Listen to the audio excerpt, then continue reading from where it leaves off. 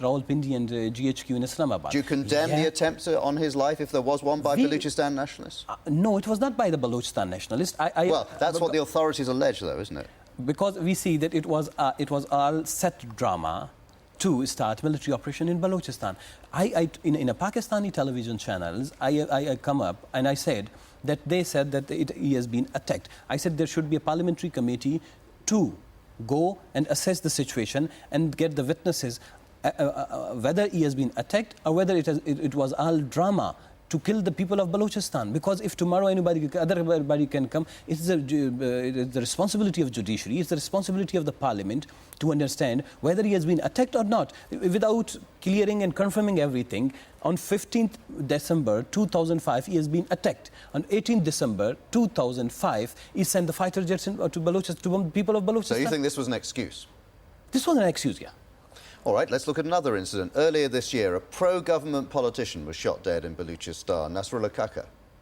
I think he was shot dead by some tribal feud, his problem, by his own cousins. You don't believe that this was Baluchistan nationalism? No, because they have registered FIRs. They have registered their sons, their son-in-laws, their family people have registered FIRs. They have enmity on the... All right, what about just this week?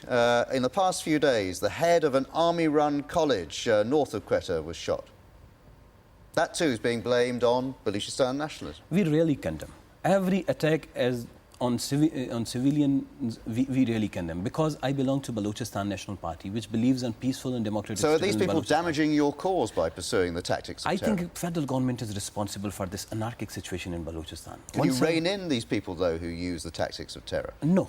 You see, I can assure you that if Islamabad changed their tactics, we would be able to get rid of this whole situation. Otherwise, Islamabad's aggressive policy against the Baloch nationalists will compel everybody to play their role in the region. So is this just going to carry on? I mean, in the end, the Baluchistan Liberation Army's been banned by Britain. The British Home Secretary says it's a terrorist group and nothing more.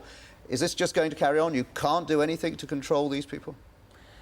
You see, I told you that we are political people. I myself is almost on so-called exile. My name was placed on exit control list. I was not allowed to go and to talk in the international forums, just in the human rights bodies. Yes, we do not believe that any terrorist has this right to supersede all the political and democratic struggle of Balochistan. The real political parties still are completely in control of this political scenario. They are the real forces which they can decide how to Balochistan problem can resolve. Federal government has this authority. So banning BLA from the UK and rest of the international community, I think... it's got to be damaging to your image, though, hasn't it, allowing these people we don't think to so. that? We don't think so, because everybody knows about this political and democratic struggle of the people of Balochistan. Yes, Islamabad frustration has fueled this conflict. Islamabad's frustration compelled some of the odd-added youth to take up arms against Islamabad. But this is not the way. If Britain ban BLA, what will be happen? Even the government of Pakistan was claiming that there is no organization like BLA and BLF existing. We believe that there is no organization. And then this is the Islamabad duty to play a positive role. The Pakistan government says, in the end, you don't have the best interests of your people at heart. They say this is a revolt led by a few greedy tribal leaders who want to grab the spoils from oil and gas. No, I'm from the lower middle class. I educated in a very very schools, in a very villages. I do not belong to any tribal society. But is that what they're doing? Is that a fair assessment? No, I think you see Islamabad always try to confuse the Balochistan political problem with the tribal issues. Yes, in Pakistan we have a problem. Feudals, military generals, industrialists, some tribal feudals are problems of the Pakistani society. But you cannot blame 2 or 3 tribals that they have fueled this all conflict and revolt and they have asked anybody to take up arms and fight against. If our Sardars have this much of capacity, yes, there's a problem. Some social evils we have in our society. But as I mentioned, these social evils can be removed through political and democratic and economic struggle. If you do not empower people economically and if you do not allow them that they evolve their society and develop and to get into the modern world. President Musharraf says you just have to be patient. In the end, you'll get the benefit from oil and gas. You don't need to pursue this. You don't need to fight. It's coming anyway. Jonathan, I've been member of parliament in 97. I was youngest member in 97.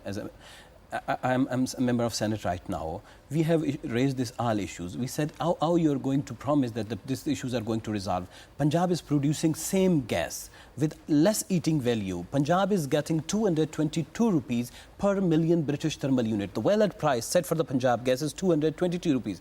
The same gas which we, the people of Balochistan, are producing for the last 40 years, we are getting 47 rupees per million British thermal unit for well-at price. There's a discrimination.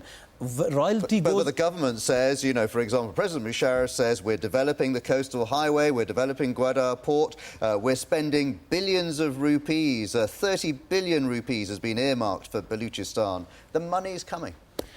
Then why people of Balochistan are not owning this all development?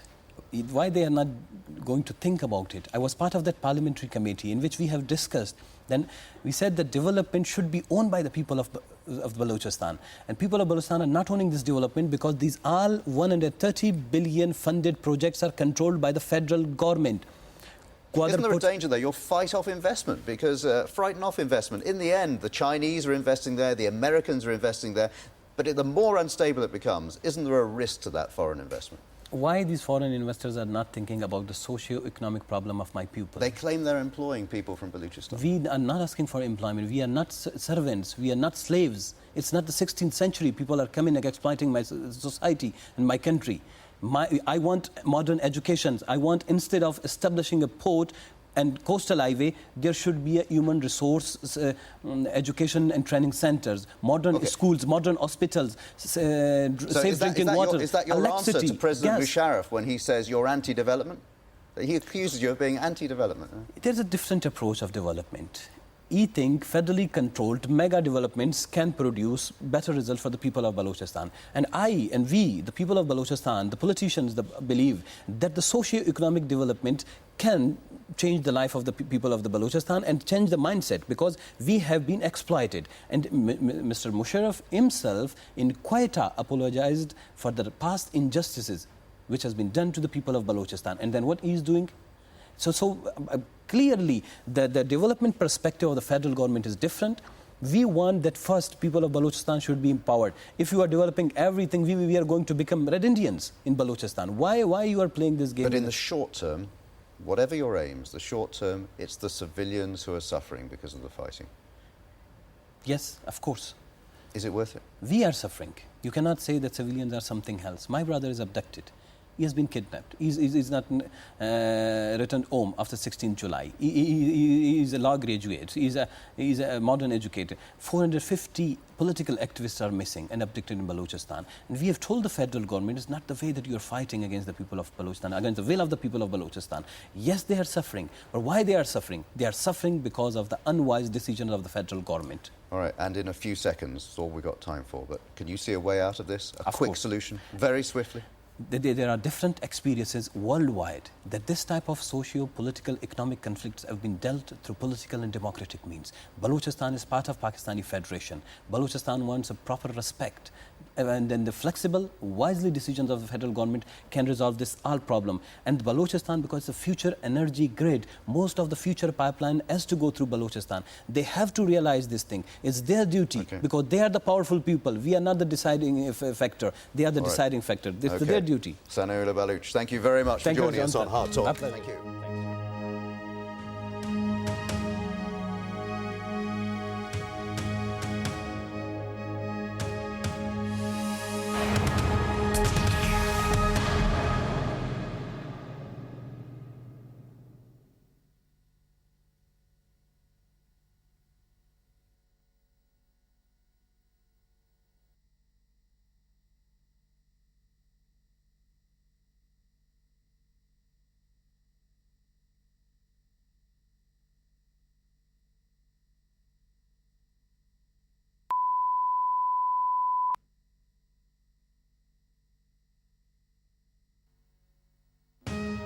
On Hard Talk tonight, a man whose open revolt is accused of enabling drug smugglers to flourish and of providing the Taliban and Al-Qaeda with a hiding place. Sanaullah Baluch is a senator from the oil and gas-rich Pakistani province of Baluchistan. Is his nationalism a threat to the wider world? Hard Talk tonight, 11:30.